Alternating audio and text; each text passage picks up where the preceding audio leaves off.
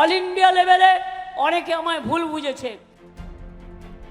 পশ্চিমবঙ্গ বিধানসভা নির্বাচনে ভরাডুবির পর নতুন সংকটে পড়েছে তৃণমূল কংগ্রেস। দলীয় প্রধান মমতা বন্দ্যোপাধ্যায়ের নেতৃত্বের বিরুদ্ধে অবস্থান নিয়েছে ১৯ জন সাংসদ। ক্ষমতাসীন বিজেপির নেতৃত্বাধীন জাতীয় গণতান্ত্রিক জোট এনডিএর সঙ্গে থাকার আগ্রহ প্রকাশ করেছেন বলে দাবি করেছে ভারতের সংবাদ মাধ্যম এনডিটিভি। এক প্রতিবেদনে এনডিটিভি জানিয়েছে, তাদের হাতে আসা একটি চিঠিতে তৃণমূল কংগ্রেসের ১৯ জন সাংসদের স্বাক্ষর রয়েছে। চিঠিতে তারা নিজেদের দল থেকে আলাদা হওয়ার ইচ্ছে প্রকাশ এবং বিজেপির নেতৃত্বাধীন এনডিএর সঙ্গে থাকার আগ্রহের কথা জানিয়েছেন।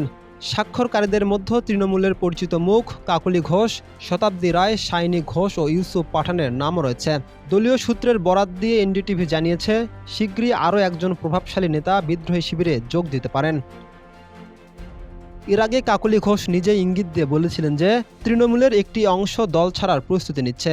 এদিকে দলটির ৩ জন সাংসদ ইতিমধ্যে পদত্যাগ করেছেন। বর্তমানে লোকসভায় তৃণমূল কংগ্রেসের ২৮ জন সাংসদ রয়েছে। ভারতের দল ত্যাগ বিরোধী আইন অনুযায়ী আলাদা গোষ্ঠী হিসেবে স্বীকৃতি পেতে গেলে কমপক্ষে ১৯ জন সাংসদের সমর্থন প্রয়োজন। বিরোধী শিবিরের দাবি তাদের কাছে সেই সংখ্যাটি রয়েছে।